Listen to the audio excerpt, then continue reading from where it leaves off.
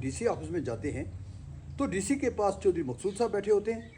जब हम उनसे कहते हैं हम अंदर जाएंगे, वो कहते हैं डीडीसी चेयरपर्सन अंदर बैठे हैं। ठीक। तो इसलिए मुझे कहना पड़ा कि भाई वो कौन है डीडीसी चेयरपर्सन, क्या मकसूद साहब हैं या उनकी बहू हैं?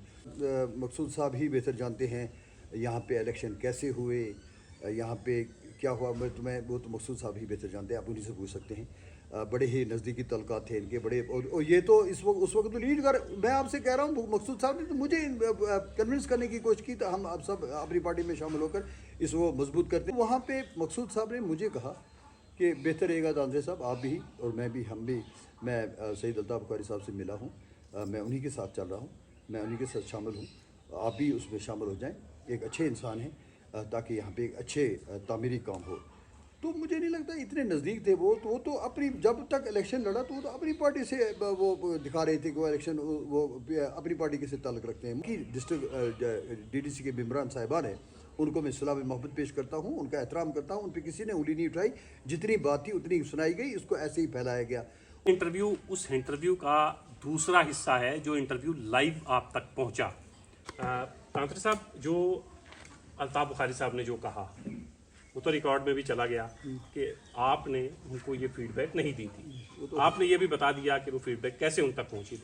लेकिन अगर मैं आपसे ये जानना चाहूँ कि शाह मोहम्मद तांत्रे साहब क्या कहते हैं कि क्या ये जो क्रशर कलाई में चल रहा है ये लीगल है या नहीं है, इस हवाले से तो कुछ आप कहेंगे ना, और डीडीसी मेम्बरान के ऊपर जो कहा गया उस हवाले से भी कुछ कहेंगे?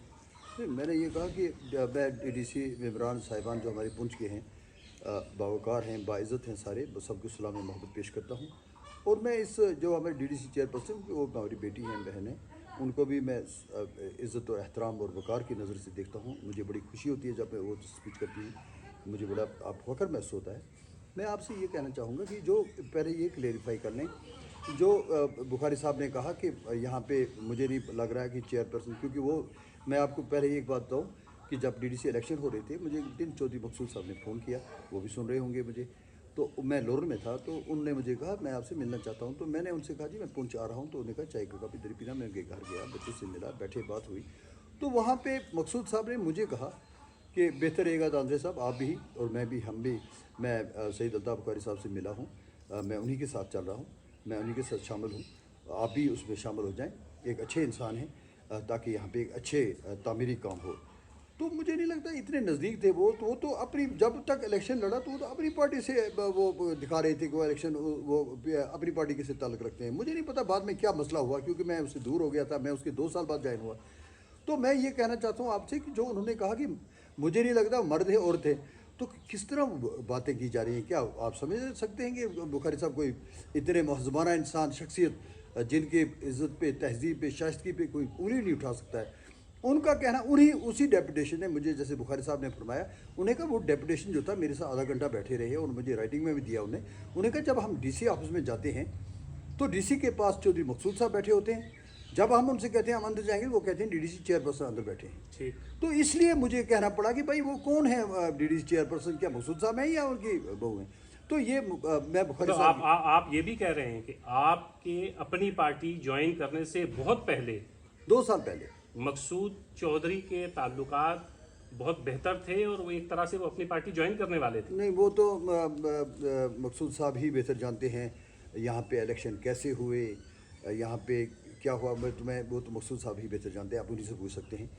बड़े ही नज़दीकी तलकात थे इनके बड़े, और ये तो उस वक्त तो लीड कर, मैं आपसे कह रहा हूँ मकसूद साहब ने तो मुझे कन्विंस करने की कोशिश की, तो हम अब सब अपनी पार्टी में शामिल होकर इसको मजबूत करते हैं ताकि एक अच्छा मुस्तकबिल हमारा चले आगे, खुशाइंद मुस्तकबिल हो। क्योंकि बुखारी साहब को पहले ही इंडोर्स कर चुके हैं फारूक अब्दुल्ला साहब, गुलाम नबी आज़ाद, महबूबा मुफ्ती साहिबा, ये तो पहले ही उनको कह चुके हैं गैर मुतनाज़ा शख्सियतें यही लीड कर सकते हैं, कोई भी गवर्नमेंट बनेगी।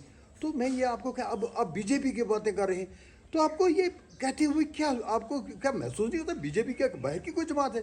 क्या बीजेपी के साथ पीडीपी ने नहीं किया कोलिशन गवर्नमेंट बनाई? क्या बीजेपी गवर्नमेंट में उमर अब्दुल्ला साहब फाइनेंस मिनिस्टर नहीं थे? तो क्या बीजेपी के साथ इस वक्त नहीं अंदर खाने अलायंस की बात हो रही है नेशनल कॉन्फ्रेंस के साथ? तो बीजेपी कोई थोड़ा कि भाई आप बीजेपी को कह सकते हैं वो जी बीजेपी से मिला, और बीजेपी ने अगर यहाँ पे 370 तोड़ा, 35 तोड़ा, उसके बाद जो डोमिसाइल का इशू तो किसने किया सेटल? तो उन्हीं के साथ करना था, हमने कोई श्रीलंका थोड़ा जाना था।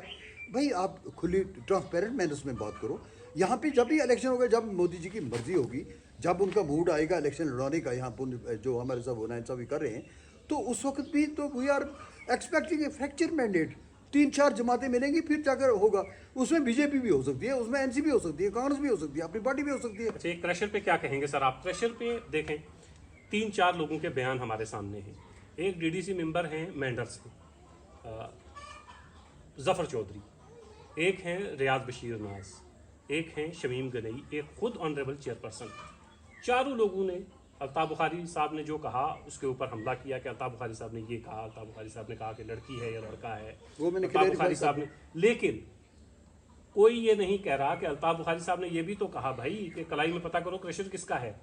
तो अभी तक उस पे बात ना ऑनरेबल चेयरपर्सन ने की है ना डीडीसी मेंबरान ने की है। शाह मोहम्मद तांत्रे साहब क्या कहते हैं उस हवाले से? इसका मैं पहले ही मौलवी साहब से आपको जवाब दे चुका हूँ पहले इंटरव्यू में। मैंने ये कहा था कि administration can explain what is the position of that crusher, whether it is illegal और इलीगल। वो उसके डॉक्यूमेंट्स देखेंगे।